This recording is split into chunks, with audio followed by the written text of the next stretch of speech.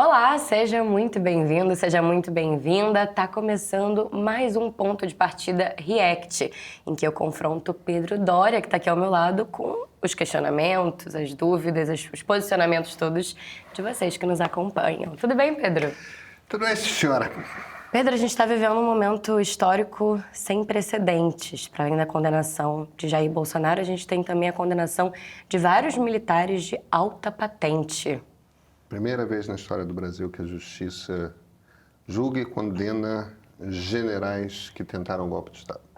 No entanto, além dessa situação agora, desse esvaziamento, digamos assim, do bolsonarismo diante dessa condenação, a gente está vendo o Superior Tribunal Militar lidar também com a dificuldade de entender se golpe de Estado ou tentativa de golpe de Estado é realmente algo punível com a perda de patente, de posto. Isso. E isso vai ser duro, vai ser dureza. Isso. Vamos ver. Pois é, a gente vai tentar entender o que os meios estão pensando sobre isso e questionando aí em cima do seu vídeo. Vamos nessa? Vamos.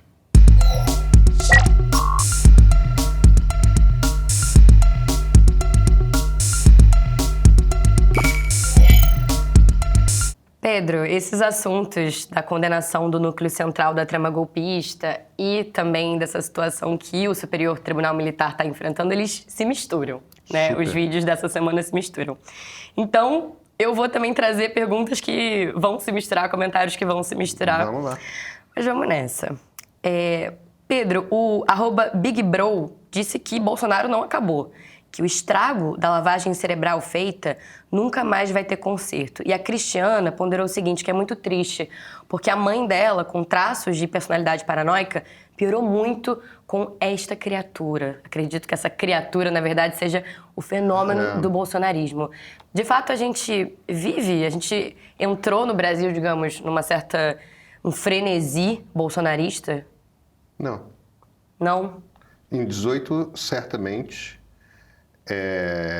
e durou um tempo, mas nós não vivemos num país bolsonarista. O bolsonarismo tem uma força eleitoral, ela é concentrada em alguns estados. Vem cá, por que Carlos Bolsonaro está indo para Santa Catarina e deixando o Rio de Janeiro para se candidatar ao Senado?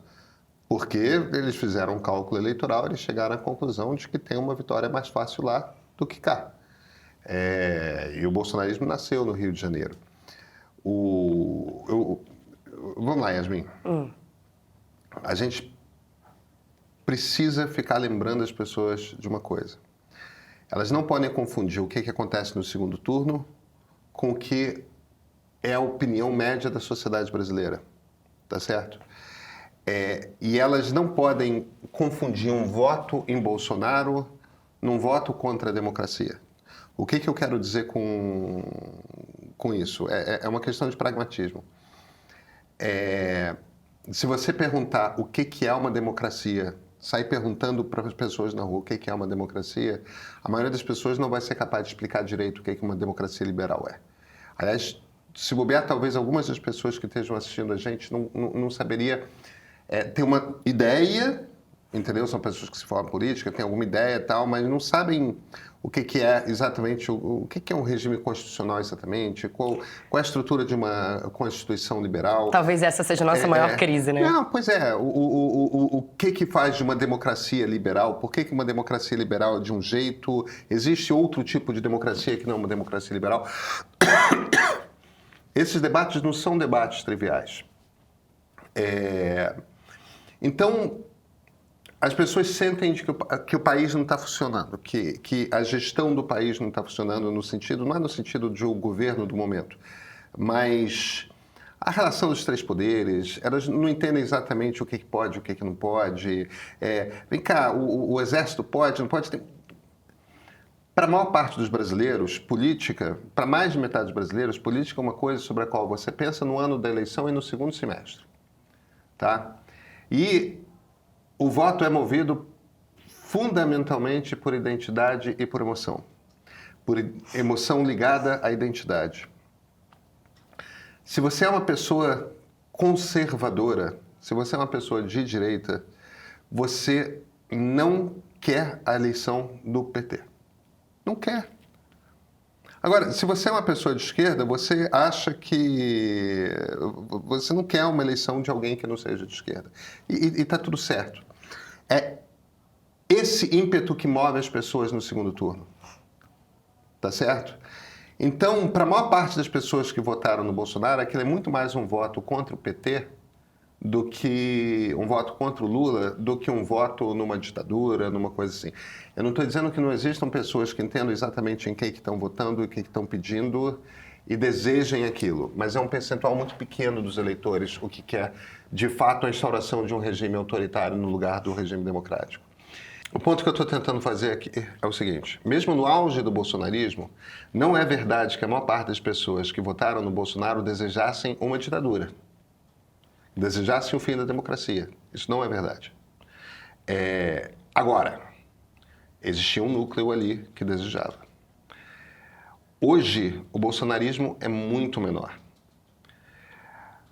Existe uma discussão dentro da direita, e eu acho que muitos dos políticos de direita não estão sabendo se posicionar nesse jogo.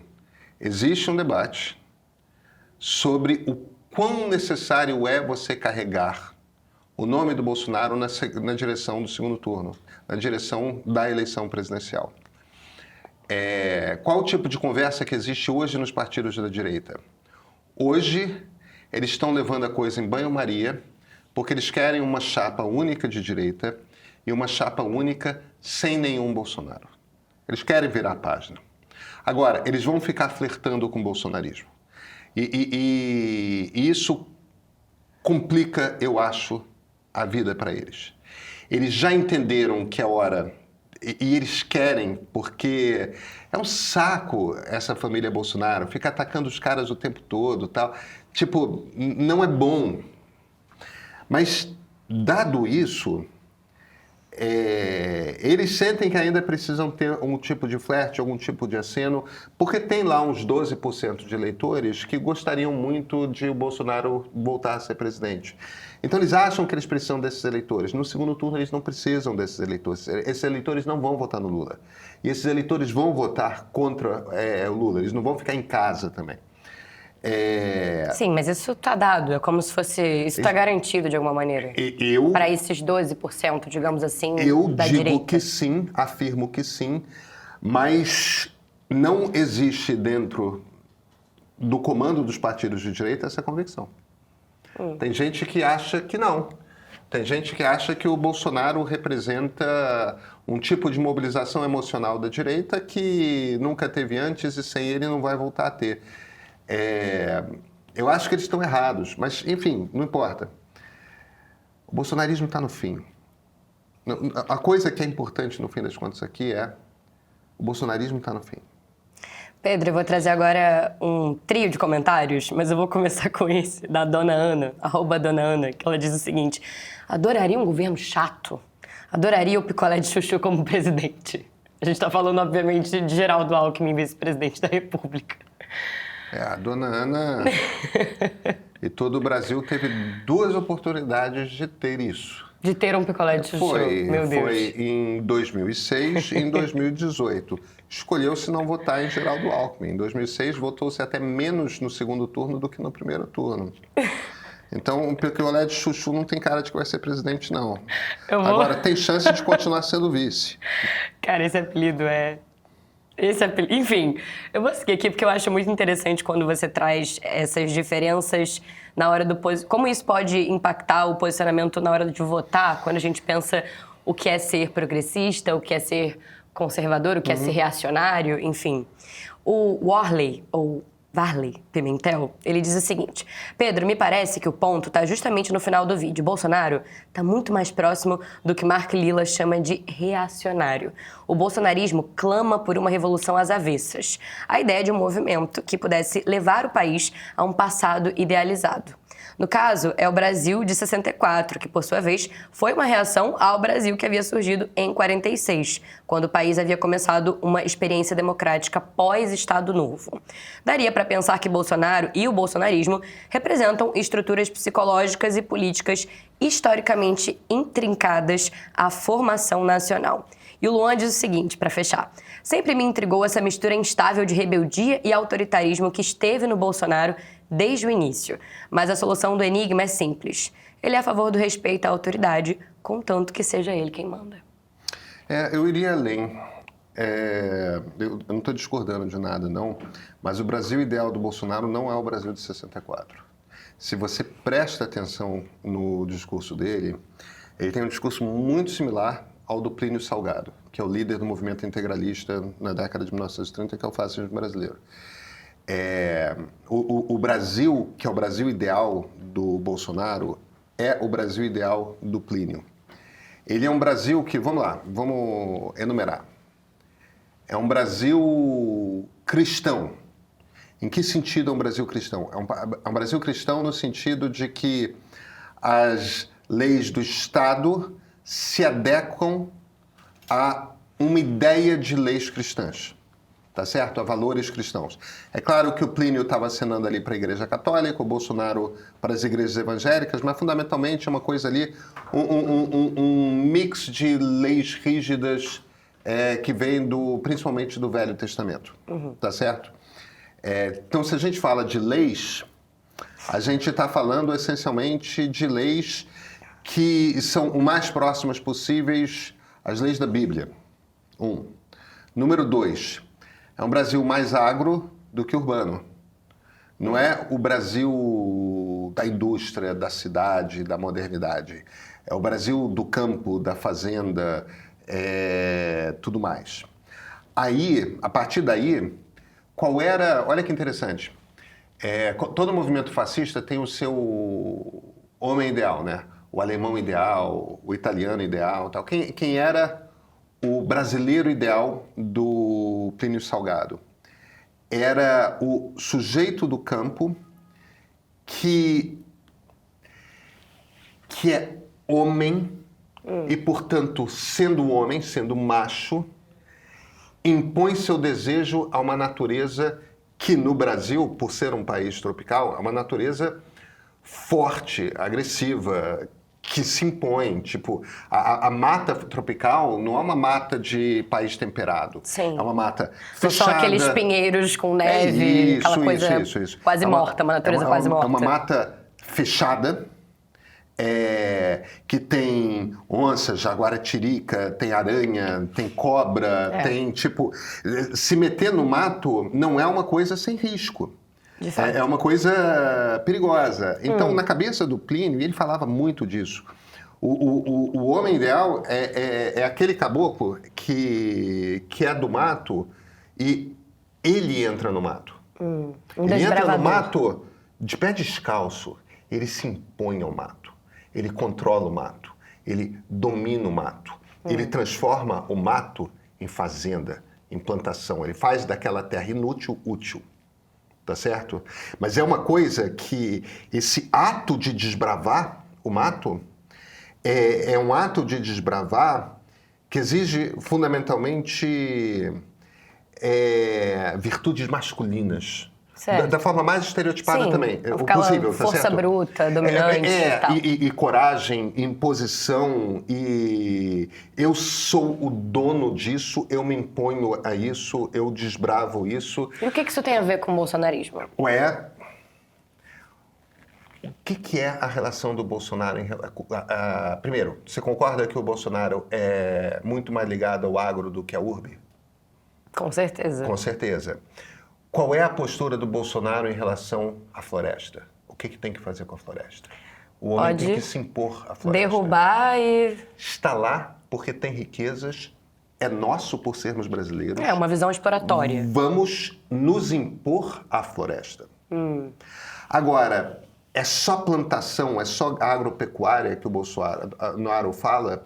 Tem uma outra atividade econômica sobre a qual ele sempre falou e que ele próprio praticou. Qual é? Garimpo. Garimpo o tempo todo. garimpo, garimpo, garimpo. Entendeu?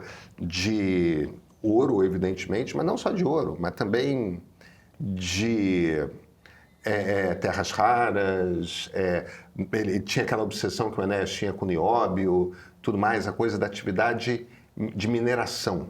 E tá como certo? isso se contrasta com o período da ditadura militar aqui no Brasil? Me diz uma coisa, em que momento do Brasil o Brasil era ocupado por homens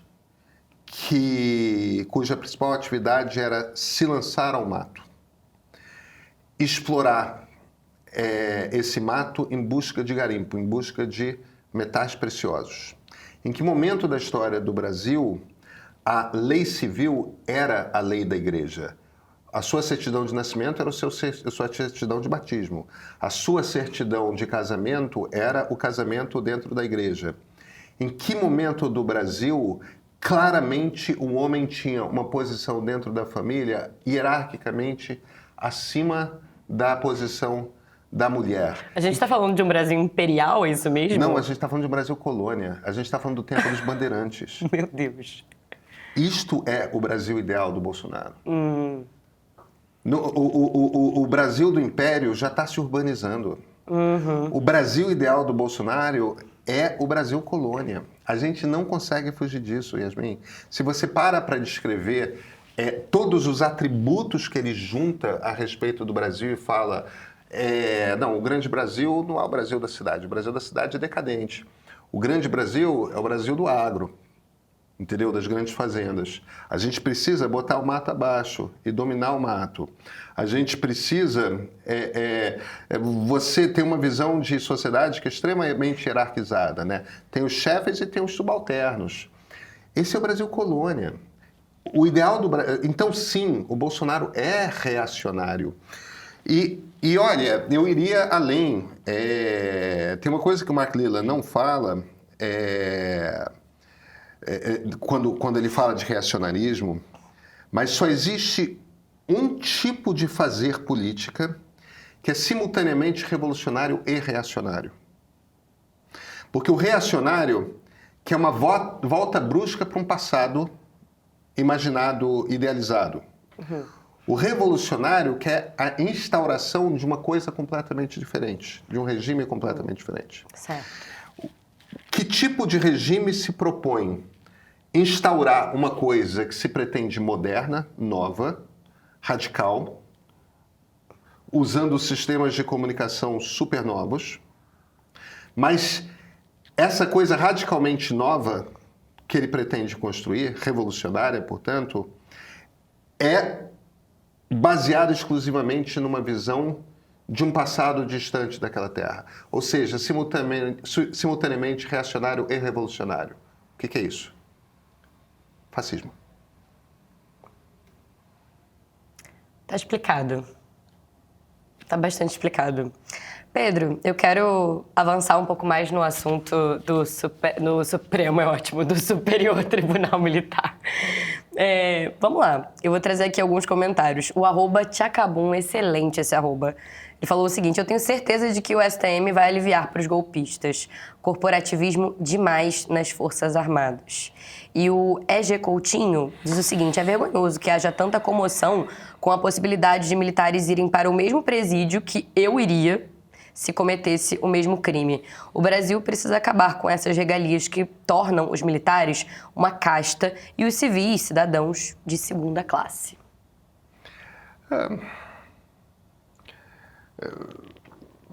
Enfim,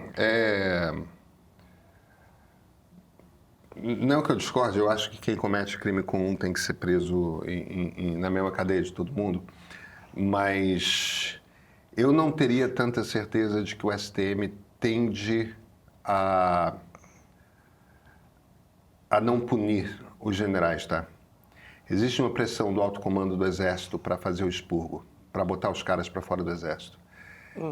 E aí acabaria que sobraria também para o Almir Garnia dos Santos, que é da Marinha.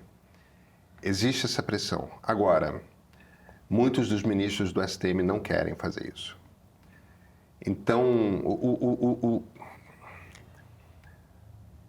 a gente não sabe. A gente não sabe. É cedo para dizer. É cedo para dizer. Eu acho que a gente não tem... Eu entendo as pessoas que estão pessimistas, eu entendo as pessoas que estão otimistas, mas o fato é que a gente não tem realmente informação o suficiente na mão para entender para onde que o STM vai. Tá difícil ainda. Agora, Yasmin, se pelo menos 2 desses militares perderem a patente, eu acho que existe a possibilidade de 2 deles perderem a patente, mais certo. alta do que os 4, tá? Eu acho que é possível que se eles escolherem poupar só um, vão poupar o Augusto Heleno. Se quiserem poupar 2, vão poupar o Augusto Heleno e o Paulo Sérgio.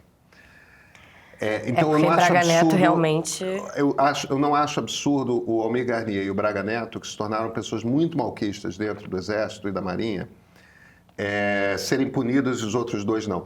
Porque eles podem punir 1, 2, 3, ou os 4, ou nenhum. Né? Tudo é possível. Sim. Se pelo menos um deles for punido, isso é o STM dizendo: o Supremo Tribunal Federal tem razão, esse cara tentou dar um golpe de Estado. Um grande processo de amadurecimento da nossa democracia. E isso vai deixar uma herança um legado muito interessante para as Forças Armadas. Muito. Se um deles for punido, já tem cheiro de vitória, já é o reconhecimento pelo Superior Tribunal Militar de que houve uma tentativa de golpe de Estado no Brasil. Não é nem de longe o ideal seria a punição dos 4. Mas a coisa que eu anseio mais é ouvir que o STM reconhece que houve uma tentativa de golpe de Estado. Bom, eu vou trazer alguns argumentos do Paulo para ver se você não quer arriscar um pouco mais aí, porque eu sei que tá cedo, mas vamos nessa. Pedro, concordo com tudo que você falou. Para mim, todos esses oficiais deveriam perder as suas patentes. No entanto, pode esperar. A quantidade de youtubers puxa-sacos, microfones de aluguel e os deputados picaretas que antes do julgamento irão xingar os ministros do STM, difundir notícias falsas sobre os ministros, atacarão as suas famílias e os chamarão de vagabundos, comunistas, covardes, melancias e infiltrados do PT. Vide o que os deputados Gilvan da Federal, Gustavo Gayer, Bia Kicis, deputado estadual Capitão Assunção, os filhos do ex-presidente e os demais picaretas foragidos... Peraí que eu me perdi. E os demais picaretas foragidos no estrangeiro já vem fazendo com o atual comandante do Exército e os demais generais legalistas. Para mim, não vai ser surpresa se todos esses generais, inclusive o Bolsonaro, mais uma vez, saírem ilesos do STM. Debaixo dos aplausos do bando de políticos vigaristas e eleitores acéfalos que ainda os seguem. Vai ficar o dilema para os ministros do STM.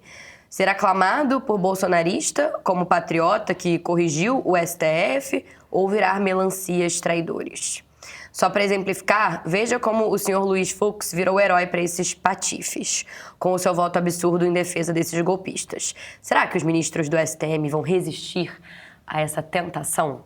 Pergunta o Paulo. Eu acho que ele está pensando errado. Eu entendo o argumento e tal, mas vamos pegar lá Paulo Figueiredo e a campanha que ele fez junto com o Braga Neto na Rádio Jovem Pan para pressionar o alto comando do Exército a entrar no golpe, chamando os generais de melancia, esse tipo de coisa. Sim. Cara, aquilo era o Paulo Figueiredo instando oficiais de nível inferior, entendeu? Capitães, majores, coronéis, a pressionar os generais de 4 estrelas. Ou seja, uma ruptura da hierarquia. Estava incitando um motim. Se você começa a ter muito deputado federal, muito político, muito influência de direita, pressionando o STM, chamando o ministro do STM de melancia, esse tipo de coisa, na verdade, isso pode ser percebido pelo alto comando do Exército e pelos ministros do STM como uma tentativa de você romper a hierarquia dentro do Exército. O que é muito sério. O que é muito sério. Isso pode, na verdade, inverter o processo e fortalecer. Qual é a principal irritação de todo mundo com o Braga Neto? O fato de que o Braga Neto atacou de fora vários generais 4 estrelas. Entendeu? E ajudou a pressionar para fazer um motim dentro da caserna. Ou seja, seria um tiro no próprio pé. Seria um tiro dentro do próprio pé. Eu acho que o problema deles não é esse. O problema deles é admitir que aconteceu. Entendeu? Se eles começam a achar que a hierarquia está sendo posta em dúvida, aí a tendência deles é usar força e impor a hierarquia através de uma condenação. Entendeu? Então, é claro que essa pressão vai acontecer e tal. A gente não tem elementos para saber o que vai acontecer. Pedro, a Angélica, ela diz o seguinte: o Cid fazia parte do grupo e, além disso, foi delator. Como é que o Tribunal Militar vê o caso dele? Ele pediu baixa do Exército. Ele deixou o Exército. Então, né, isso posto, não tem mais o que ser julgado ali. O Ivaldo diz o seguinte: comentário perfeito, porém, eu gosto quando começa assim. Os militares citados se encontram na reserva e fazem jus à remuneração, uma vez que estão reformados. Não estamos falando nem de reserva nem de reforma, mas sim da condição da condenação e as suas consequências. Nesse caso, da indignidade de se manter o oficialato. Quando você está na reserva, você segue sendo um general, você não deixa de ser um general. Ou um coronel, ou um major, ou o que for. Você segue tendo o direito de ser chamado de coronel. Entendeu? Você, numa guerra, pode voltar à ativa, inclusive. Então, tanto a decisão de tornar um militar incompatível, quando considerar um militar indigno para vestir a farda, são expulsões que acontecem mesmo quando você está na reserva. Bom, faz sentido. Tá, faz sentido. A Leide diz o seguinte: quem pegou cana na ditadura não tinha nada a temer. Agora, para a direita brasileira, que sempre foi tratada com leite com pera, a possibilidade de prisão se torna absurda, porque para a direita a prisão é um calabouço medieval para jogar os negros. Você acha que eles observam por essa ótica? Tem esse medo tão grande assim dessa aplicação da lei nesse lugar do espaço assim de ficar recluso? Primeiro, eu tenho certeza que não é isso que ela quis dizer, tá? Mas eu tenho amigos queridos que foram presos durante a ditadura militar. Eu tenho parentes próximos que foram presos durante a ditadura militar. Tenho certeza que ela não quis dizer isso, mas quem era preso tinha muito a temer. Tinha muito a temer.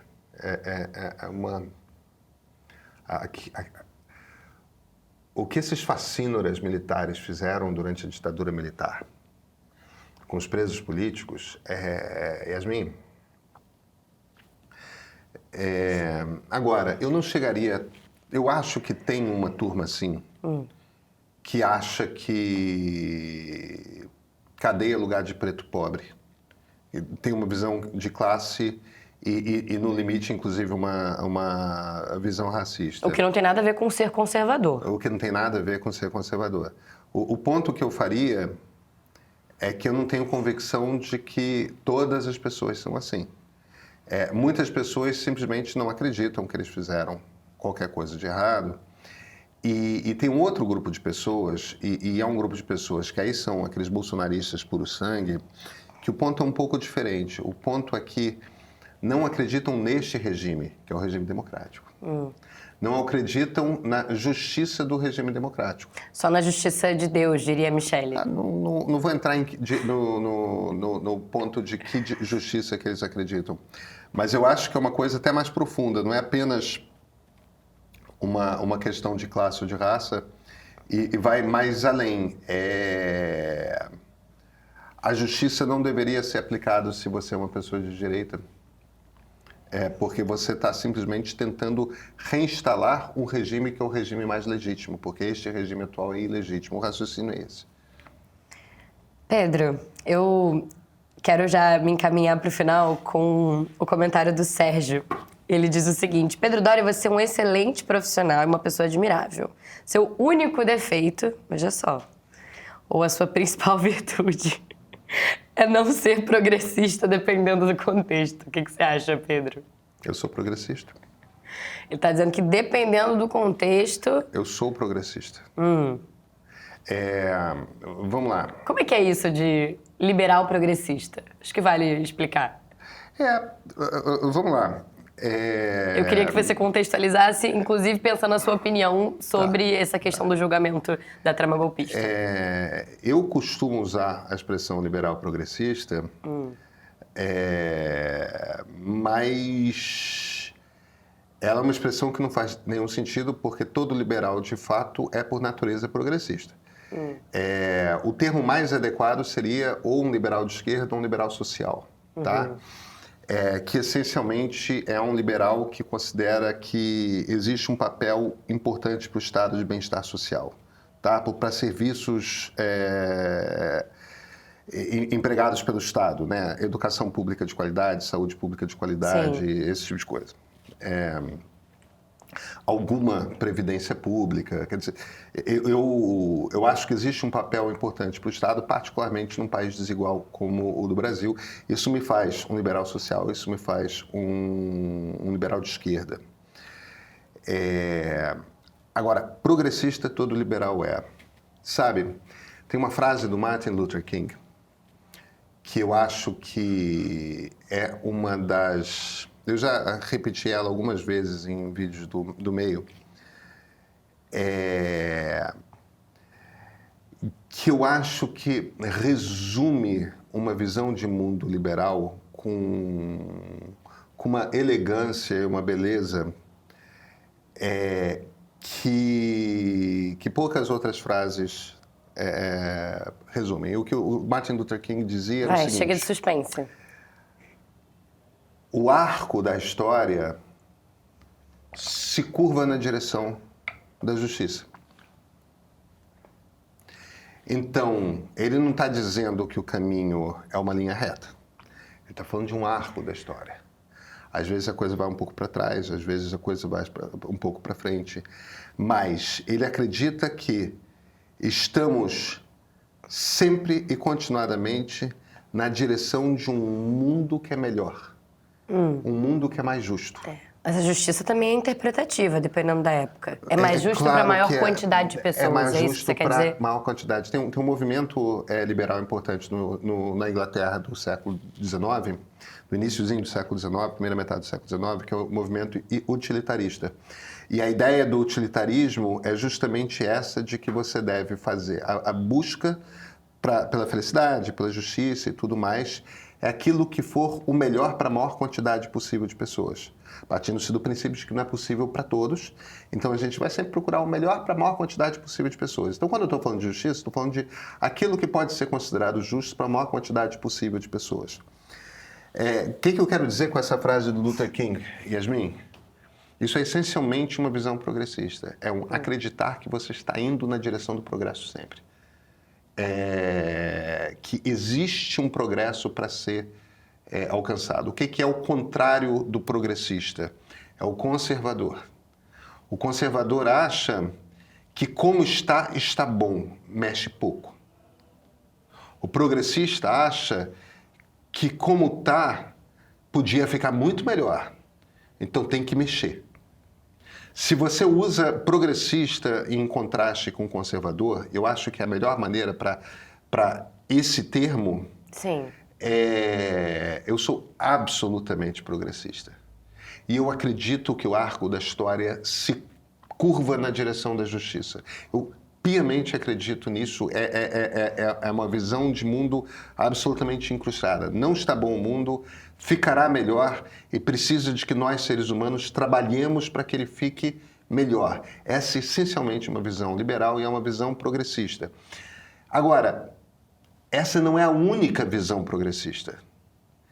Existe uma visão progressista que é socialista, que parte do princípio de que existe uma luta de classes dentro da sociedade, de que um pequeno grupo de pessoas impõe condições piores a um grande número de pessoas.